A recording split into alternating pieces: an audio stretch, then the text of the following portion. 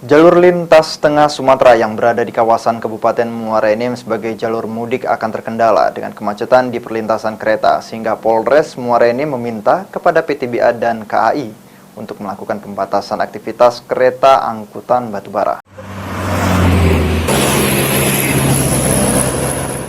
Guna memberikan kenyamanan bagi pemudik yang melintas di jalur lintas tengah Sumatera kawasan Kabupaten Muara Enim, Polres dan pemerintah Kabupaten Muara Enim telah mendirikan posko pelayanan dan keamanan, terutama di titik rawan kemacetan dan kejahatan.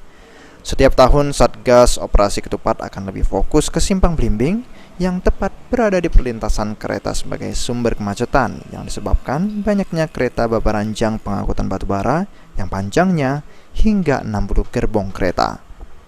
Kapolres Muara Enim AKBP Andi Supriyadi meminta kepada pihak PT KAI selaku pemilik jalur kereta api dan PTBA sebagai pihak pengguna angkutan babaranjang untuk membawa batubara agar bisa mengurangi aktivitas pengiriman batubara dalam beberapa hari menjelang Lebaran dan usai Lebaran. Dengan pembatasan yang dilakukan, akan mengurangi antrian kendaraan yang akan menyebabkan kemacetan. Antisipasi dengan kita koordinasi dengan PT KAI juga kan untuk mendata jam-jam perlintasan untuk mengedukasi masyarakat. Kemudian kita minta pengurangan volume dari PTBA, PT KAI kita akan koordinasi apakah memang akan ada pengurangan volume atau seperti apa, supaya tidak terjadi kemacetan pada saat seperti musim Natal kemarin.